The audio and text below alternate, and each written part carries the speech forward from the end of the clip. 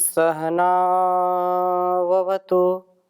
सहनौ भुनक्तु सह वीर्यं करवावहै तेजस्विनावधीतमस्तु मा विद्विषावहै। ओम शांति शांति शांति। वैदिक जीवन पद्धति की इस कक्षा में आप सभी का हार्दिक स्वागत है, अभिनंदन है। वेदो अखिलो धर्म मूलम, वेद सब सत्य विद्याओं का पुस्तक है। वेद का पढ़ना, पढ़ाना, सुनना, सुनाना तथा आचरण मिलाना हम सबका परम कर्तव्य है। हम श्रेष्ठ जनों का, आर्यजनों का यह स्वधर्म स्वकर्म है कि वेद के बताए मार्ग पर चलें, वेद पथ से कभी भी विचलित ना हो। निसंदेह हमारे जीवन में इस वेदवाणी का अत्यंत प्रभाव पड़ता है और हम दिव्य गुणों से युक्त हो जाते हैं। हमारे जीवन में दिव्य गुणों का विकास होता है। ऋग्वेद के तृतीय मंडल का स्वाध्याय कर रहे हैं और तृतीय मंडल के 57वें सूक्त के दूसरे मंत्र का आज हम स्वाध्याय करेंगे। इस 57वें श्लोक में दूसरा जो मंत्र है अत्यंत ही हमारे अंदर दिव्यता का, जितेंद्रियता का भाव आए, उस दृष्टि से इसको हम पढ़ें, समझें, जानें और जीवन में उतारने का प्रयत्न करें। प्रथम इस वेद मंत्र को आपके समक्ष मैं लिख देता हूं, फिर चर्चा करता हूं इसके विषय में।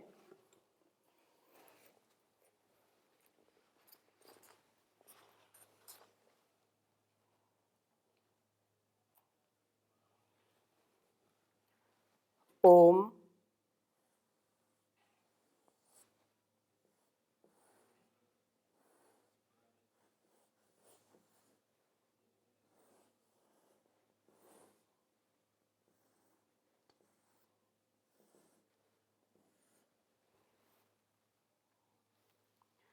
इंद्रः सु पूषा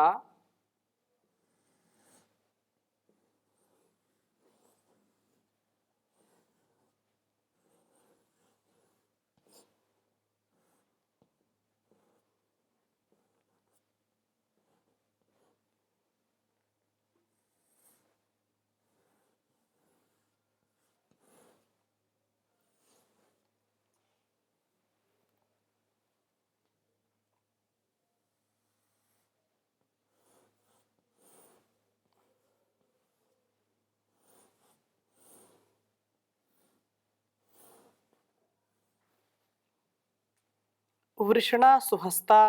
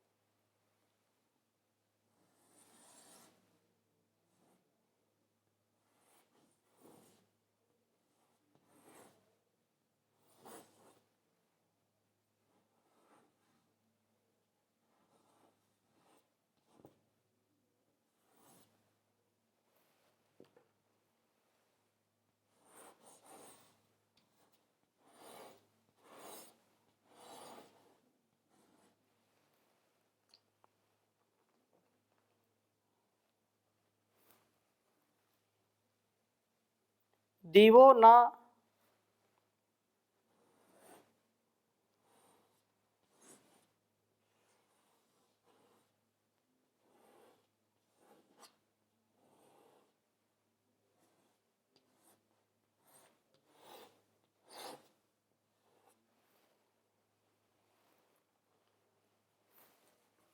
दिवो न प्रीताः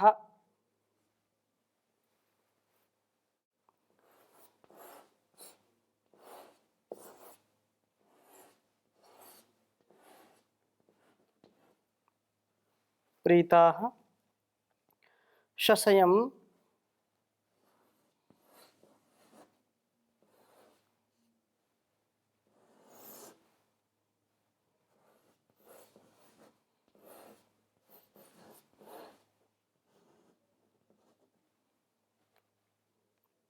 दुद्रुहे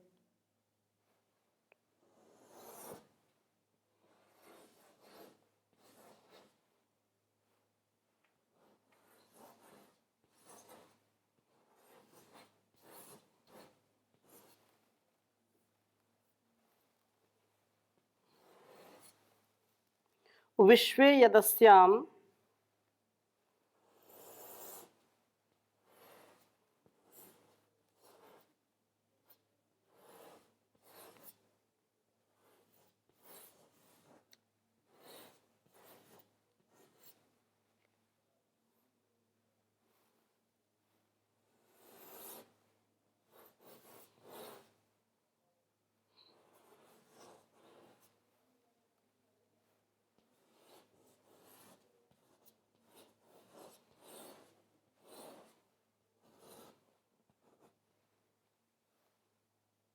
रणयन्तः देवाः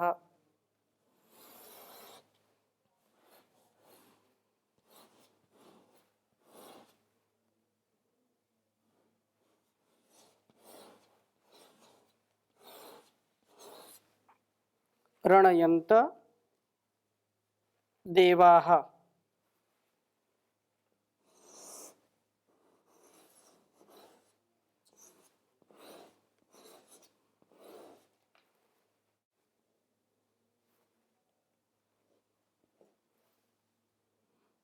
प्रवोत्र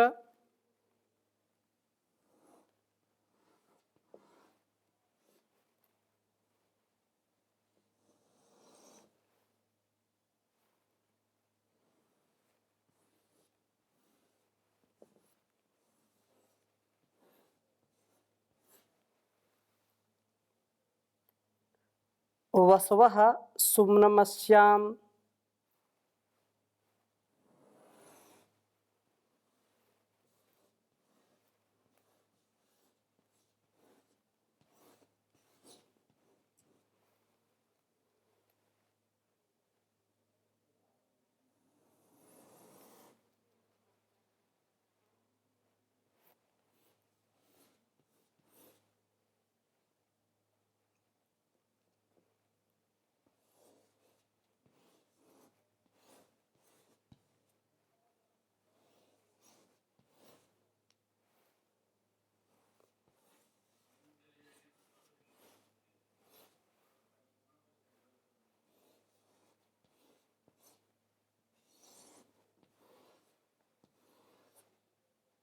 तीसरे मंडल के 57वें सूक्त का यह दूसरा मंत्र आपके समक्ष है।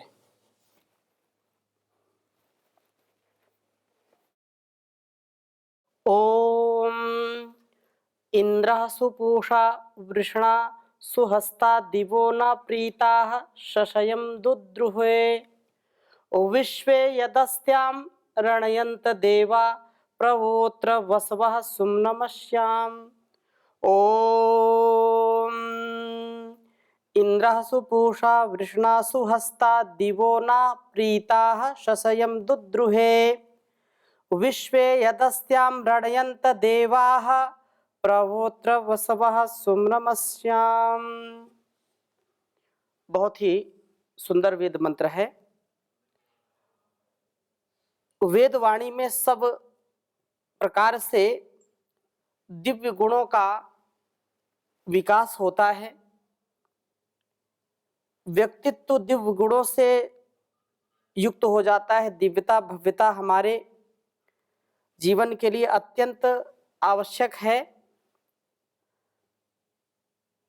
इंद्रः वेद मंत्र का भाव समझने का प्रयास हम कर रहे हैं। इंद्रः, इंद्र कौन है? जो इंद्रियों का विजेता है, जिसकी इंद्रियां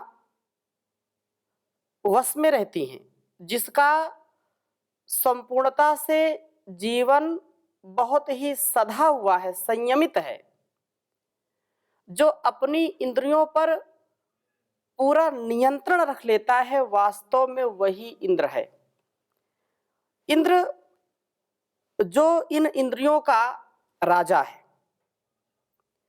और इस पिंड में जिसके होने से सारे कार्य करते हैं, शरीर के अंग, ज्ञानेंद्रियां, कर्मेंद्रियां अपने अपने नियत कर्म में लगी हुई हैं। तो इस प्रकार से इंद्रियों का जो स्वामी है, जिसका नियंत्रण इंद्रियों पर होता है, वो मन है। और मन पर नियंत्रण होता है बुद्धि का, और इन सब पर नियंत्रण होता है आत्मा का। आत्मा के होने से ही सब अपने अपने कार्य में लगे रहते हैं।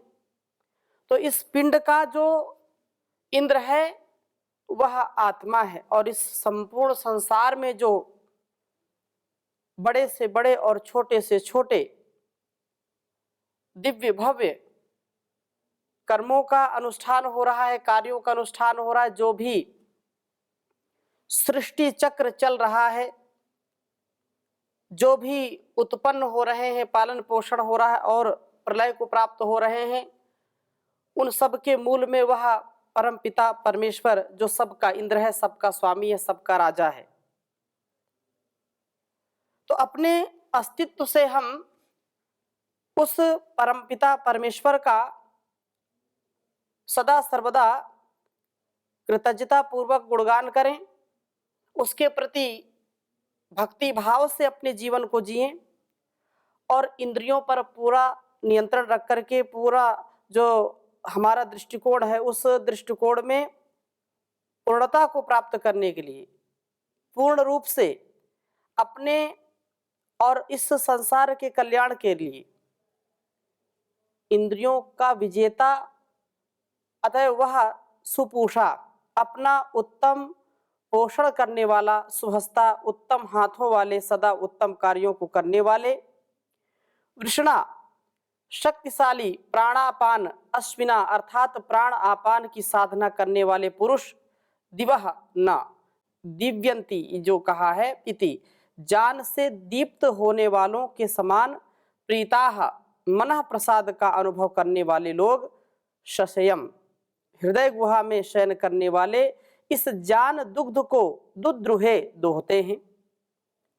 कहने का आशय क्या है कि वेद वाणी का दोहन इंद्र आदि ही कर पाते हैं। जो इंद्र होते हैं, जो शक्तिशाली होते हैं, जो उत्तम गुणकर्म स्वभाव वाले होते हैं, जो अपूर्णता से पूर्णता की ओर यात्रा करते हैं, अधूरेपन से जो पूरा होने के लिए कार्य करते हैं, वे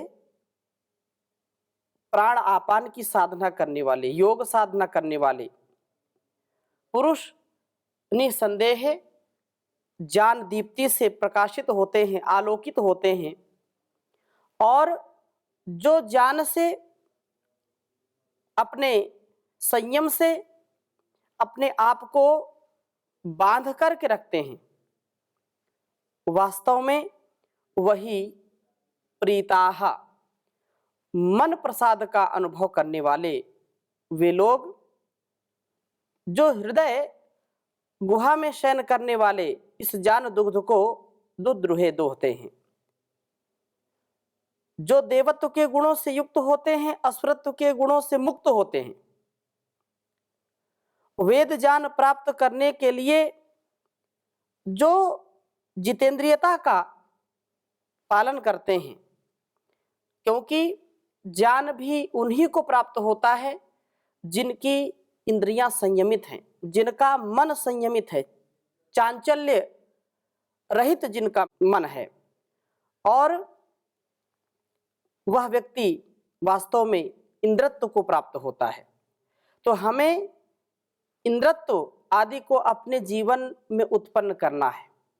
हम स्वामी बने इन इंद्रियों के, हम स्वामी बने अपने गुणकर्म स्वभाव के, ताकि हम दूसरों की जो पराधीनता है, जो दासता है, उस दास स्वभाव से बच पाएं। क्योंकि दासत्व में वह पवित्रता, वह सुख, वह आनंद हमको नहीं प्राप्त होता है।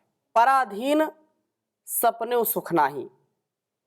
जो पराधीनता है, हाँ, ज्ञान पूर्वक पराधीनता अवश्य स्वीकार करनी चाहिए। ज्ञान, विवेक, धैर्य, श्रद्धा, भक्ति के साथ हम जब उस तथ्य सत्य को जान लेते हैं कि परमपिता परमेश्वर की प्रेरणा हमको सदा उत्कर्ष की ओर ले जाती है, तो यदि हम किसी की दासता, किसी की पराधीनता स्वीकार करें, तो माता पिता गुरु आचार्य जो हमारे ज्ञान से कई गुना, जिनका ज्ञान बढ़ा हुआ है, जो महापुरुष हैं, जो ऋषि परंपरा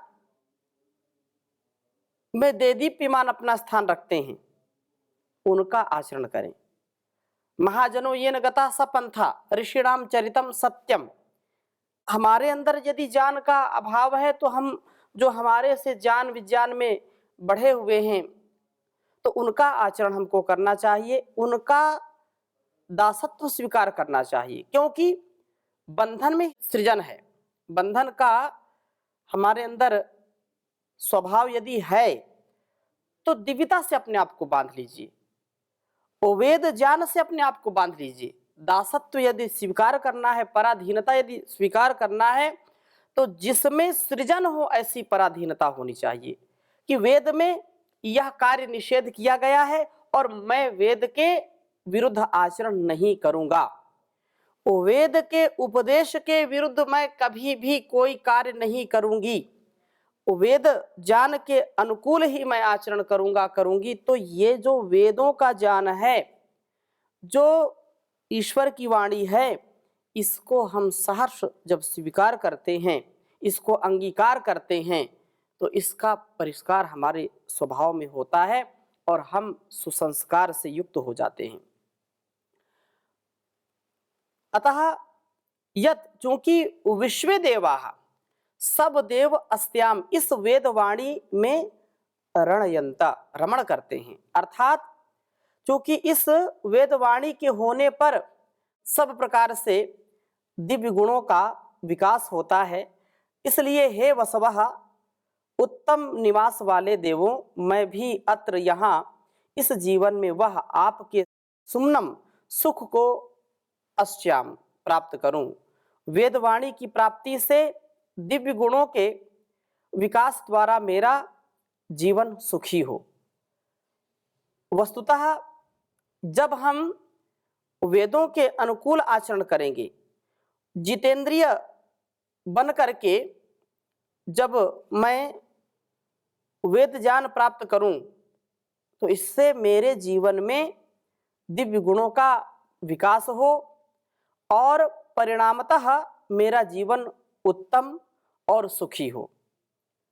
यदि कामना हमको करनी है, तो ऐसी दिव्य कामना करें, ऐसा भव्य हमारा आचरण होना चाहिए जो सदा सर्वदा सर्वत्र यश कीर्ति हमारी फैलाए और हम वेदों के आदेश उपदेश निर्देश को सदा मन से, वाणी से और व्यवहार से इसको आत्मसात करते हुए इस जीवन को बहुत ही श्रेष्ठ बनाएं और बना करके इस संसार का उपकार करें।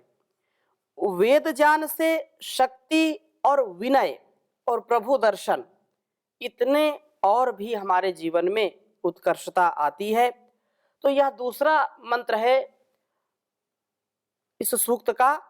और तीसरा मंत्र भी इसी प्रकार से वेदों के अनुकूल जीवन जीने का उपदेश दे रहा है।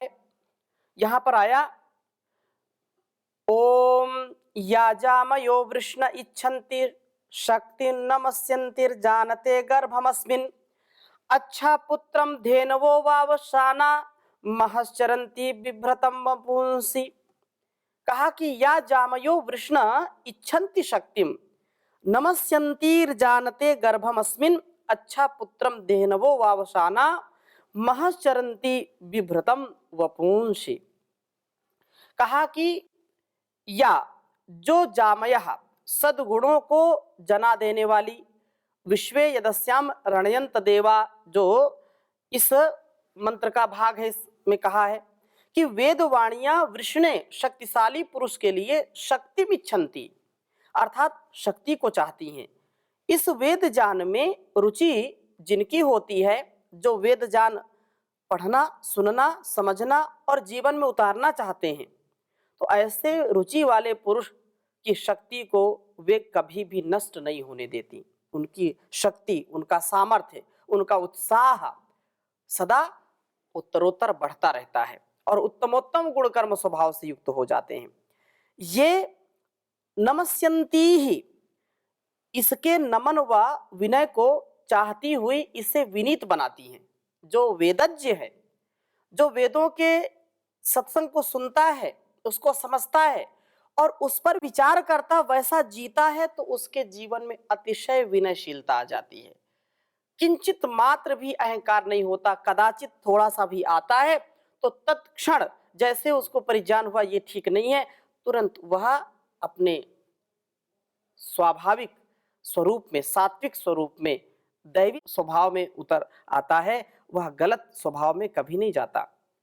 अस्मिन, इस पुरुष में गर्भम जानते, सबके अंदर रहने वाला, वह सबके अंदर ग्रहण करने वाले प्रभु को जानती है।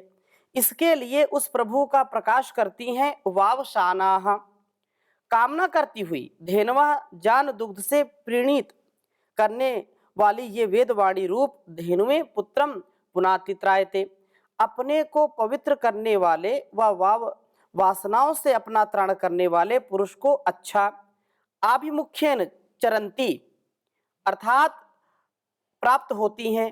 उस व्यक्ति को प्राप्त होती हैं जो कि महा विभ्रंतम, तेजस्विता को धारण करता है और तेजस्विता को धारण करता तथा वपुंसी विभ्रतम, तेजस्वी शरीरों को धारण करता है, जो अपने स्थूल सूक्ष्म कारण सभी शरीरों का और हर प्रकार से अपने उत्तमता को धारण करता हुआ आगे बढ़ता है। ऐसे ही पुरुष को तो वेदवाणी प्राप्त होती है जो आलसी हैं, आलस्य प्रमाद में रहते हैं, जिनको वेदों के प्रति श्रद्धा नहीं है, वेदों के उपदेशों के प्रति जिनकी रुचि नहीं है, जो इसको सुनना, समझना और जीवन में उतारना नहीं चाहते हैं, उनको कैसे लाभ मिल सकता है और उनका जीवन कैसे दिव्य भव्य बन सकता है, उनके जीवन में कैसे